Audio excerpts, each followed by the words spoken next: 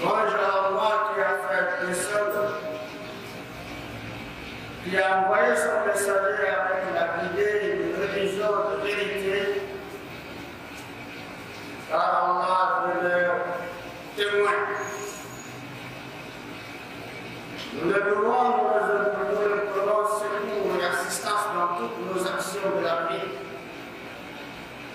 Nous le demandons pardon de nos péchés et le prenons de nous préserver contre tout mal émanant de nos comportements. Celui qui a imaginé personne ne peut l'égarer. Et quiconque choisit la voie de l'égarement et qu'il s'égare, personne au monde ne peut le guider en dehors d'Allah. J'atteste qu'il n'y a pas de divinité qu'Allah, l'unique Seigneur, il n'a pas d'associé à sa volonté. Et atteste que Mohammed est son serviteur et son messager. Le salut, la bénédiction, la paix d'Allah sont sur lui, sa famille, ses compagnons. Et tous ceux qui les suivirent dans le droit chemin, et tous ceux qui les suivront jusqu'à la fin des temps. Chers fidèles, mange Allah pour ses bienfaits. Nous sommes dans Ramadan qui est en train de nous faire c'est-à-dire le mois de Ramadan, nous l'avons vu sur le début et nous sommes en train d'assister sa fin. Allah nous apporte sa fin. Il nous facilite également l'accomplissement de toutes les exigences d'Allah jusqu'à la fin du Ramadan. Il agrée nos adorations, il accepte nos jeûnes et tout ce qui entoure le jeûne. Nous le pratiquons et qu'il nous apporte de pleines récompenses. Et passer le mois de Ramadan quand on efface totalement le péché qui améliore notre condition de vie, surtout le comportement. Le mois de Ramadan est un mois béni et nous sommes aujourd'hui le dernier vendredi de ce mois. Qu'Allah nous assiste dans cette prière. Chers fidèles, le mois de Ramadan est un aspect de tous les de tous les prières qu'Allah nous a prescrits. Tels que les prières d'adoration, le comportement, un aspect de développement aussi autour de sa promesse, des bienfaits qu'il nous a promis pour ce mois de Ramadan. Alors on comprend ces bienfaits par l'abstinence de manger de boire que nous avons observé, nous avons assisté, nous avons pratiqué dans ce mois. Les recommandations qui entourent cette abstinence de manger de boire. Donc, l'absence d'application peut nous entraîner à la mauvaise qualité de notre jeûne, c'est le mauvais caractère, le mauvais comportement. À la fin de ce mois de Ramadan, un mois de Ramadan qui nous entraîne à mieux se comporter. Un mois d'abstinence de mauvais regard, un mois d'abstinence de la calomnie, de médisance, de mensonge. Un mois d'abstinence de la violence verbale, tout comme physique. Lorsque une personne dans l'état de jeûne, l'État essaie d'abandonner tout cela et se conformer à la règle pour que son jeûne ait un bon caractère. À la face qu'à la fin de Ramadan, le même comportement nous a tout et que nous le vivons, que nous l'observons, que nous le pratiquons. Que ça ne soit pas limité dans Ramadan. Alors on comprend aussi les récompenses parce qu'Allah nous a promis, comme l'a dit le prophète sallallahu alayhi wa sallam, jeûner le mois de la patience. Le mois de Ramadan et son jeûne est un moyen qui éduque à la patience. Nous comprenons aussi de par ce bienfait d'Allah, le prophète sallallahu nous dit jeûnez et vous acquérez la santé. Le jeûne du mois de Ramadan est pour la santé physique. On comprend aussi par l'ordre de jeûner pour cœur, à nous forcer notre foi à avoir la crainte d'Allah. Ici, on parle également de l'amélioration spirituelle et morale et aussi physique. Alors voilà tous les bienfaits qui entourent ce mois, qui sont des aspects de regroupement autour de ce mois et dont nous assistons, nous sommes les grands bénéficiaires, nous les jeunes. Allah nous inscrit parmi les bénéficiaires, nous épargne tout ce qui pourra apporter atteinte à la qualité de bon musulman dans ce monde-là. Alors si on dit Ramadan, voilà ce qu'il en tout. Mais ce qui vient chapeauter tous ces biens, c'est la générosité. C'est la générosité qui vient chapeauter également tous ces bienfaits. La générosité qui vient chapeauter le jeûne, qui est l'abstinence de manger et de boire. C'est la générosité qui vient chapeauter l'abstinence de la violence, qui vient par le physique, le mensonge, le calomnie, les négligences. C'est la générosité qui vient chapeauter également ces bienfaits que la santé, l'acquisition de santé, les récompenses d'Allah, le pardon d'Allah, c'est la générosité. Et cette générosité comprend ce qu'on appelle, qui a une base fondamentale, qui est la compassion dont Allah nous cultive, Allah nous éduque. Et de par cette éducation, Allah nous amène, Allah nous ordonne à poser des actes. Alors dans le sens de compassion et la générosité de tendre la main à la fin de ce mois-là. Et c'est cette prescription qui est le monde de la rupture du jeûne, la zakat al-fitr, que nous allons parler. La zakat al-fitr, Allah a prescrit la zakat al-fitr, qui est un moyen pour épargner le musulman lui-même de la valise, des faillites dans son entreprise, des accidents dans son entreprise, dans sa vie, qui est aussi même un moyen qui peut changer son destin, de mal en bon.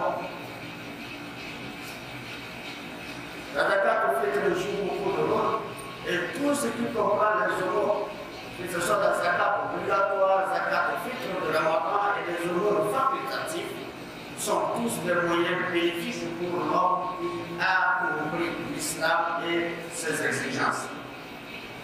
وما أمروا إلا ليعبدوا الله مخلصين له الدين حنفاء ويقيموا الصلاة ويؤتوا الزكاة وذلك دين القيم.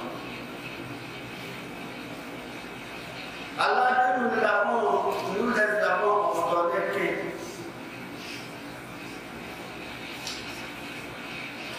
وما أمروا إلا ليعبدوا الله.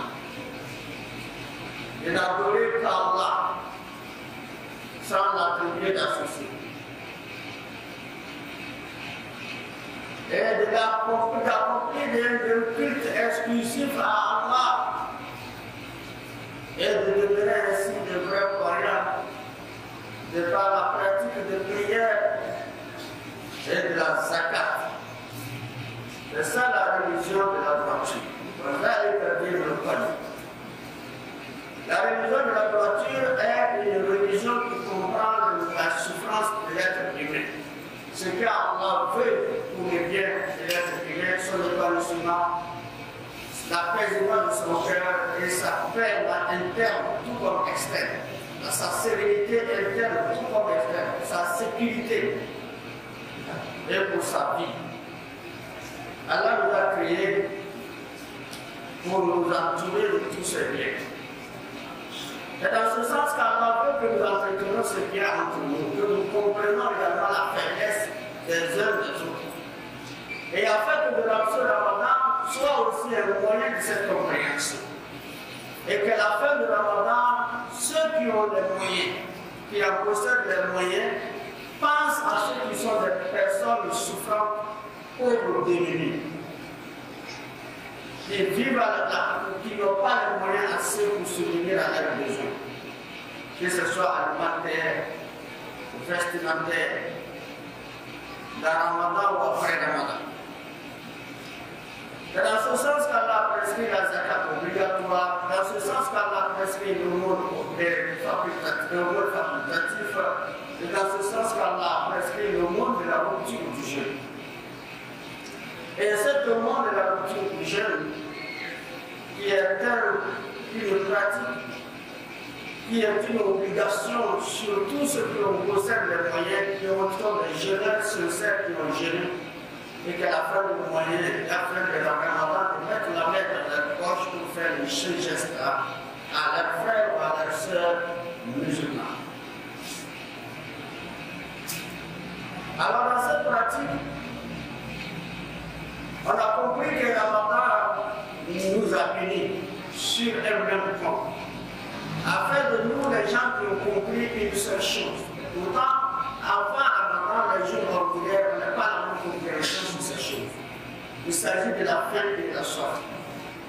Dans les jours ordinaires, avant Ramadan ou après Ramadan, on n'a pas la même compréhension sur la soif et la faim. Mais Ramadan nous amène à la compréhension que ce soit ceux qui ont les moyens et ceux qui n'en possèdent pas les moyens, tous sur le même pont, à comprendre qu'il existe dans la vie des assoiffés et des affamés. Parce que ce qu'en dit celui qui n'avait pas à manger ni à boire dans le Ramadan, de par le jeûne, cette abstinence de manger et de boire, alors celui qui a possède les moyens de pouvoir remplir son ventre plusieurs fois et boire tout ce qu'il fait plusieurs fois par jour, qui a aussi à l'état de jeûne sans la même chose, la faim et la soif. Alors celui qui amène les moyens, qui sent également la douleur de la soif, et dont le ventre aussi crie famine, toutes comme les personnes qui n'en possèdent rien, ils sont devenus des amis dans Ramadan. Ils sont devenus des amis dans Ramadan. Ils sont devenus des frères dans Ramadan. Ils sont devenus des associés, des collaborateurs, des voisins. Ils sont devenus aussi des collègues dans Ramadan. Parce qu'ils sentent tous la même douleur, la faim et la soif. Mais lorsque la Ramadan tend vers sa fin, alors chacun où le Ramadan, la fin du Ramadan sonne la rupture du jeûne, et que les gens maintenant devaient vivre les jours ordinaires, vivre comme ils vivaient, alors ces personnes-là n'auront pas la même situation de vie. Mais avant que nous puissions franchir la porte du Ramadan pour sortir du Ramadan, Allah nous dit alors n'abandonnez pas vos amis. Parce que vous avez vécu ensemble la faim, la soif. Vous avez connu la douleur de la soif et de la faim ensemble. Que vous avez assez l'abondance de manger. Que vous soyez des personnes qui vivent de la précarité des moyens alimentaires. Vous êtes des amis dans Ramadan. Et par la soif et la faim. Vous êtes des voisins, vous êtes des collègues, vous êtes des associés, vous êtes des collègues, etc. Alors pensez également à vos amis, à vos collègues. Ne l'abandonnez pas à la fin de Ramadan. Parce que la fin de Ramadan marque la journée de joie. La journée communément appelée les jours de fête. Et lorsqu'on parle de la joie, on parle de l'apaisement du cœur de l'homme. Quand l'homme a un cœur apaisé, là il sent ce qu'on appelle la joie interne. Et cette joie interne se fait remarquer par son instinct, son extérieur. Et par les moyens qu'il a. Alors cet apaisement ne peut non plus être accompli que par les moyens, les conditions qui peuvent être remplies. Il s'agit de moyens alimentaires, de vestimentaires, financiers. Alors toute personne qui va trouver la joie dans la fête, il faut qu'il remplisse certaines conditions pour les atteindre. Manger, boire, porter de beaux vêtements.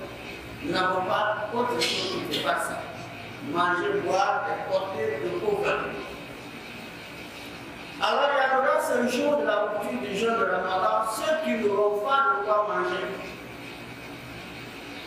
il n'y aura pas ceux qui n'auront pas ceux qui auront de quoi manger. Elle a dit, épargnez vos frères de la mendicité. Empêchez-les de mendier. Parce que l'honneur est sacré. La mendicité est une humiliation. C'est pourquoi l'islam a aboli la mendicité. La mendicité n'est pas une pratique islamique. La mendicité n'est permise qu'en cas de nécessité. En cas de nécessité. Sinon, la mendicité n'est pas permise. Empêchez vos frères et vos sœurs de mendier le jour de la joie. Le jour que tout le monde est en joie, c'est le jour que vos frères et vos sœurs seront tristes et tendent la main aux gens qui demandaient pour trouver le quoi vivre. Empêchez-les d'arriver à la fin. Et Allah prescrit la zakat de ce temps. Et il dit au prophète sallallahu alayhi wa sallam, خذوا من أموالكم صدقة تطهرهم وتزكيهم بها وصلوا عليهم إن صلاتك سكن لهم. Allah dit au prophète sallallahu alayhi wa sallam, prélève dans leurs biens, prélève dans leurs biens, enlève dans leur argent, dans leurs moyens alimentaires, la zakat pour donner aux pauvres. En donnant aux pauvres, cette prélévation a pour conséquence positive ou comme avantage une purification des biens de celui qui donne. Celui qui donne zakat au fil, il est en train de purifier ses biens des mauvaises situations, des mauvais dangers, des accidents, des faillites.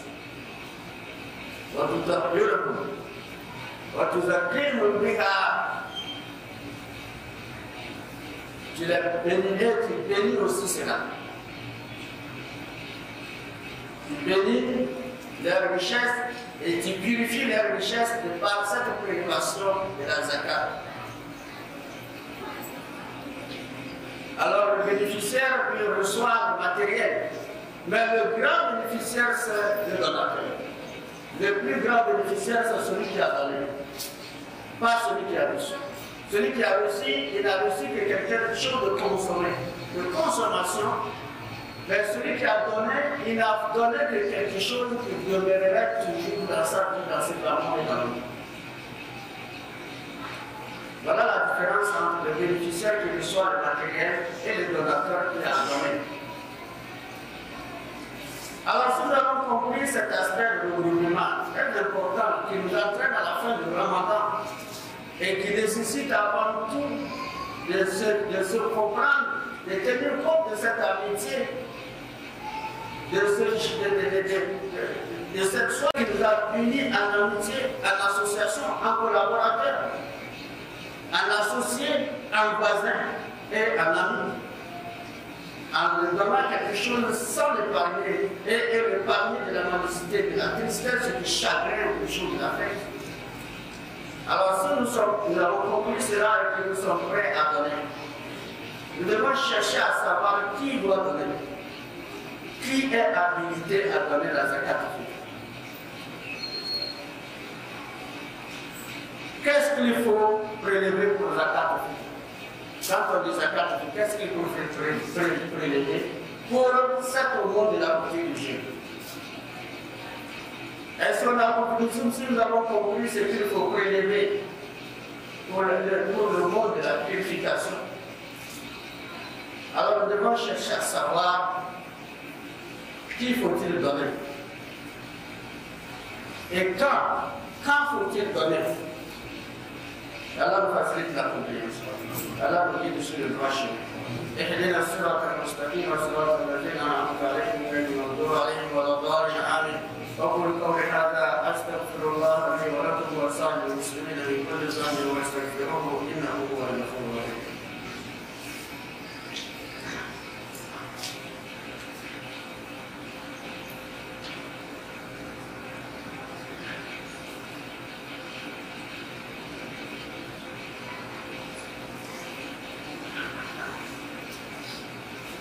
الحمد لله وكفى والصلاة والسلام على من لا نبي بعده سيدنا ومن نبينا محمد صلى الله عليه وسلم وآله وصحبه وسلم تسليما كثيرا.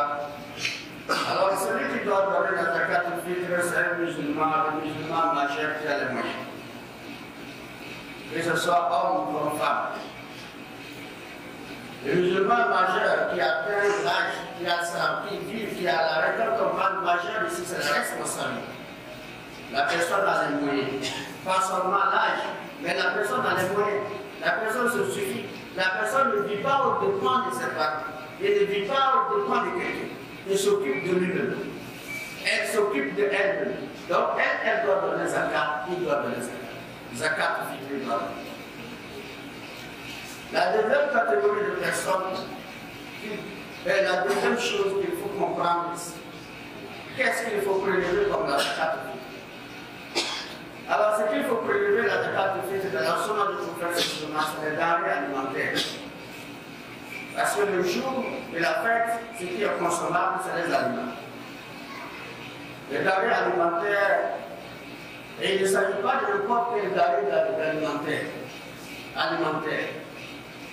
Nous savons que quotidiennement, habituellement, ce que nous vivons au quotidien et ce que nous mangeons d'habitude dans nos familles, les jours de fête, des fois il y a changement. Il y a encore plus, nous cherchons plus que ça. Alors nous savons ce que nous cherchons plus. Et puis la plupart de ce que nous cherchons à satisfaire pour nous apaiser, ce n'est pas nous-mêmes notre consommation. C'est ceux qui nous entourent, tels que nos enfants, ceux qui sont sous notre responsabilité. C'est les enfants que nous voulons satisfaire au prime abord. Qu'est-ce que les enfants veulent ces jours? Et ceux qui ont vivre. Alors si nous comprenons tout ça, ce n'est pas obligatoire de mentionner un denrée alimentaire, mais c'est pour attirer votre attention sur cet aspect très important. Parce que l'importance, ce n'est pas de donner, mais c'est de satisfaire. L'important, c'est la satisfaction du bénéficiaire. Elle reçoit ton don et elle est satisfaite, elle est tellement contente. Parce qu'il y a certains cadeaux qu'on reçoit, mais on n'est pas encore content. Parce qu'on n'est pas atteint. On n'est pas atteint. Il faut encore chercher. Mais quand on reçoit le comblé, on est content. Alors c'est ça qui fait la bénédiction d'Allah sur le donateur. C'est ça qui fait la récompense, la grande récompense d'Allah sur le donateur. La satisfaction du bénéficiaire. C'est le but visé de la zakat, satisfaire. Alors si nous comprenons cela, que ce soit du riz, nous savons que c'est le riz, nous savons que c'est du maïs qui peut satisfaire le bénéficiaire. Si nous savons que c'est les haricots qui peut satisfaire le bénéficiaire, alors maintenant on va ce que nous savons pouvant satisfaire les bénéficiaires. Et maintenant, comment prélever la zakat au fitr? Comment prélever la zakat au fitr? Il faut tenir compte de ce qui est recommandé, parce qu'il faut se baser sur des règles de prélévation. La première règle est celui qui doit donner. Qui doit prélever? Qui doit donner? Qu'est-ce qu'il faut donner? Et la troisième règle maintenant, c'est comment est-ce qu'il faut prélever la zakat au fitr? Comment est-ce qu'il faut prélever la zakat au fitr? Selon la sunna du prophète sallallahu alayhi wa sallam, de chaque responsable d'une famille, une personne qui a une famille en charge, qui a en charge une famille, telle qu'une personne qui a une femme, la femme est sous sa responsabilité. S'il a deux femmes, c'est pareil, etc. Alors la personne aussi, s'il a des enfants, ses propres enfants, ou d'autres enfants qui sont sous sa charge, sa responsabilité. Que ce soit des domestiques, que ce soit des servants ou des servantes musulmans, alors on procède à la prélévation des zakat au fitr en leur nommant, en tenant compte pour à leur nom. En commençant par sa personne. Et qu'est-ce qu'il faut utiliser? Il faut faire usage pour les mesures. Il y a les mots du prophète sallallahu alayhi wa sallam et le bord du prophète sallallahu alayhi wa sallam aussi qu'on appelle le sa'a. Les mots là sont de petits bords comme ça, comme des moudélés. Donc 4 mesure équivaut à Soara, le bol qu'on a communément appelé Soara, qui est communément connu comme le bol du prophète sallallahu alayhi wa sallam, Soara.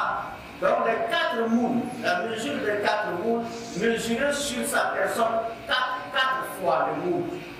Une fois, deux fois, 3 fois, 4 fois, ça fait moins. Une fois, 2 fois, 3 fois, 4 fois, ça fait la première femme, puis sa deuxième femme, etc. Et ça fait le premier enfant, deuxième enfant, troisième enfant. Si les enfants sont finis, les servantes qui sont musulmans, pratiquants l'islam, qui ont gêné, alors on fait aussi leur nom, une fois, 4 fois. Alors si on a le soir, on n'a plus besoin de moule. On mesure la montagne le soir une fois, une fois par tête. Une soir par tête. Par moi, ma femme, les femmes, les enfants. Que ce soit même les enfants des maisons compétentes, etc. Tous les enfants qui sont sous ma responsabilité, mais à condition qu'ils soient musulmans. Si un musulman, l'enfant n'est pas musulman, il ne fait pas zakat ou fête en son nom. Donc c'est comme ça qu'il faut mesurer au nombre de personnes selon les moyens. Alors si une personne, quand on dit les moyens, on ne parle pas du riche. Quand on parle des moyens, les gens regardent ceux qui ont de l'argent, beaucoup d'argent. Il n'y a même pas celui qui a beaucoup d'argent. Tout le monde se réunit. Donc on se réunit tous. Donc même on se dépasse. C'est ce qu'il faut dire. On se dépasse. Et dans ce cas, on se dépasse. Alors, j'ai un sac de maïs. J'ai un sac, un sac de riz. Je sais qu'au moins, quelques bols pour faire la cuisine pour ma famille. Le reste, là, il doit faire zakat de fête. C'est le seul moyen qu'on parle. On ne parle pas de moyens grandioses. On parle de moyens. Ce que nous pouvons donner pour pouvoir purifier notre Dieu. Alors, si on a les moyens limités, et que nous, je peux arriver à ma tête, à ma femme, à 2 enfants, et il reste encore 3 enfants, il n'est pas arrivé, je mets 8 là. Je fais pour 3 personnes, je laisse pour 3 personnes. Là, il fait les fondements dans celui-là. Si je suis allé en charge ces 10 personnes à ma responsabilité, et que j'ai les moyens de faire pour 5 personnes, je fais 5 personnes et je laisse les 5 personnes. Et si je n'ai rien, alors je suis bénéficiaire. Je ne donne, je ne fais rien. J'attends que vous m'amenez. C'est ce que signifie. Si j'ai nécessaire ne serait-ce que quelque chose, moi aussi je dois faire. Si je n'ai rien, alors vous, c'est vous qui allez me donner. Je suis maintenant quelqu'un qui attend pour pouvoir aussi nourrir ma femme. C'est de ça qu'il s'agit. L'apaisement, la satisfaction d'une personne ce jour-là. Alors, qui faut-il donner? Alors, c'est les personnes démunies qui sont en nécessité, qui n'ont pas les moyens, on les connaît. C'est pas qu'on ne les connaît pas. Dans nos voisinages, il y en a. Partout, on les connaît. Il n'y a pas à aller chercher loin pour savoir qui il faut donner les zakat. C'est plein. Quand on sort de gauche à droite, ils sont là. C'est ce qu'il s'agit ici. C'est d'eux qu'il s'agit. C'est eux qui sont qu'il faut donner la zakat. Alors maintenant, quand est-ce qu'il faut donner la zakat? À l'époque du prophète Sallallahu, selon la Sunna, la zakat se donne au jour même de la fête. Mais avant la prière. Avant la prière de Eid. Parce que le prophète Sallallahu alayhi wa sallam a dit quiconque donne la zakat après la prière n'a pas donné la zakat mais il a donné un simple cadeau. C'est un simple cadeau qu'il a fait, ce n'est pas zakat. Ça n'a pas de nature ou de statut de zakat. Mais on le donne avant la prière, avant qu'on aille à la prière. Mais ce qui est plus mieux, parce qu'à l'époque ancienne, l'organisation était facile. On n'a pas tellement besoin d'organisation, mais à notre époque, on a tellement besoin d'organisation. Parce que nous sommes dans un monde d'argent. On n'est plus dans le monde alimentaire simple. Dans le temps, quand une personne trouve qu'il n'a pas de maïs, n'a pas de mil, et que vous l'amenez sur le marché, et vous l'amenez ça, en ce qui concerne le côté de la condiment de sauce, il ne souffre rien. Avant, il n'achète pas le condiment, il n'achète pas de viande. Chacun a des pétales, il a des poules, il a des chèvres, il attrape, il égorge. Mais aujourd'hui, tout est acheté. Voilà pourquoi l'organisation de notre époque est plus difficile.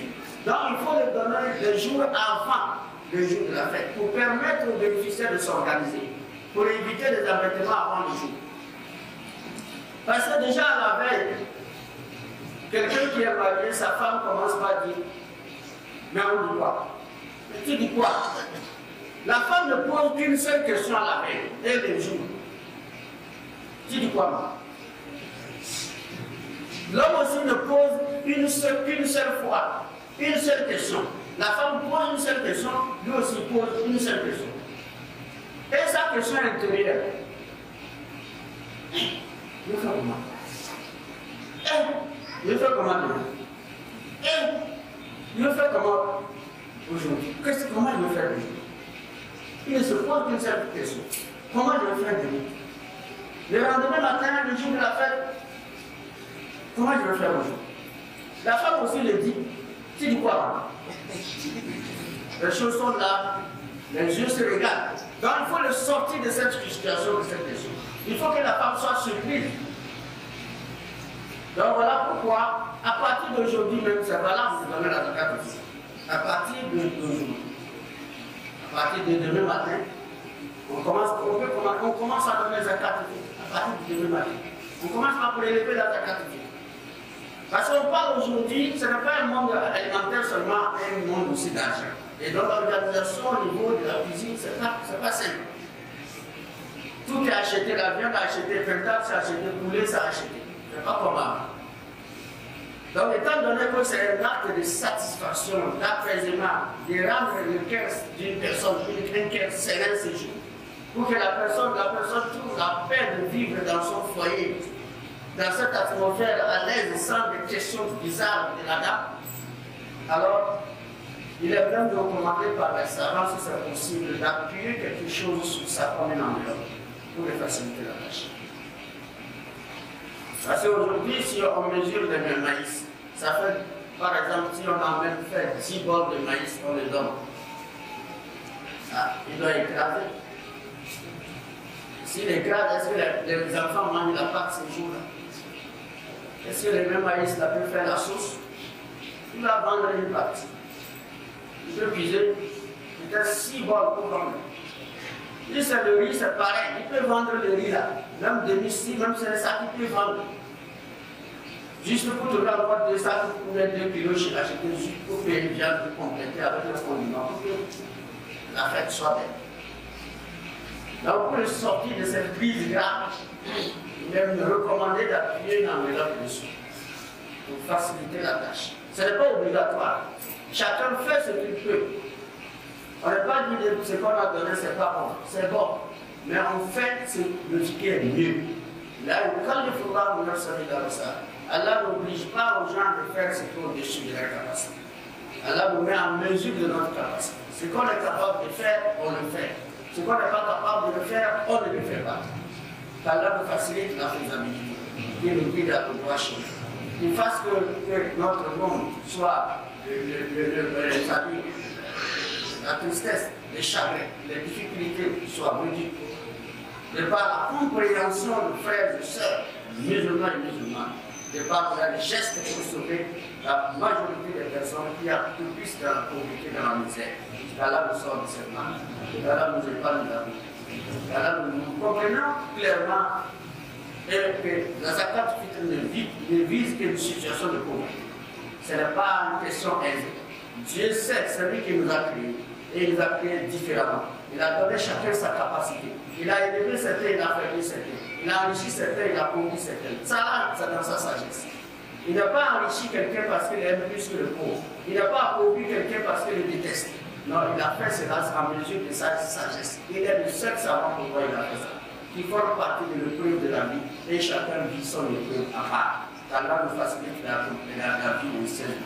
Allah nous facilite la vie des différentes épreuves que nous avons rencontrées de la vie. Qu'il nous apporte une bonne fin. C'est la maman qui tend vers sa fin, il fait sa vie, qu'Allah fasse que nous bénéficions beaucoup de tous les moyens, des pratiques de faire dans ce moment de la femme.